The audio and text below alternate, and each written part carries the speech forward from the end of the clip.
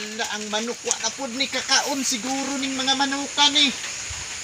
Jimmy, ang mga manok kanang wala man ni nakakuha na yo, murag wala na gini mo gipakaon ba?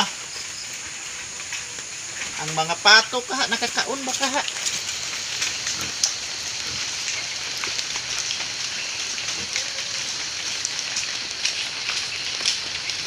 Uy, unsa may nakaon aning mga pato nga tubig ra man ni nagbanaw diri. Kaluoy sa mga pato, wa gyud gipakaon. Jimmy, asa na ka? Jimmy! Asa ka ning dataan ni? Awara ulan na.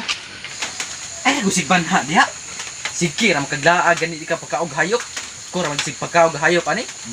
Ulan init ako sig pagkaon, ikaw sig laag. Kaano si pagkaon man. Kita pa may tugkuan.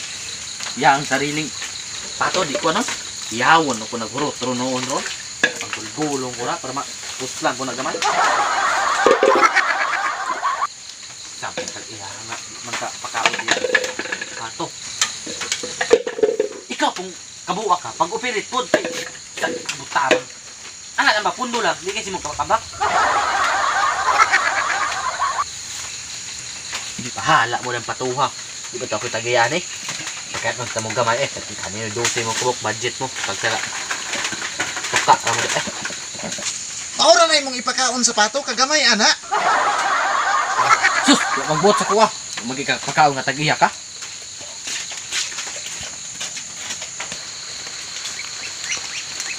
Oh, kanan nyo na. Tag-iya ninyo. Wala'y pakialam sa inyo ha. Saan ninyo tag-iyan? Kabangi kung tag-iya ninyo. Gabi ha, sa may tag-iyan nga, di ka ba lumapakaon, kita ba di pakaon sa mga hayop? Bahala kang mabuya ka, oy.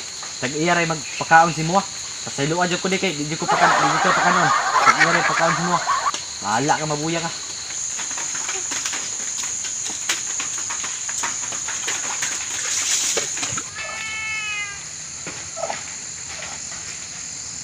Oh, umana. Ang baboy gipakaon na nimo. Ayan, sigyaw-yaw na. Kayo man na kung pakaon pati ng busuga to. Utirik ng tera to, sigyaw-yaw pa kaya.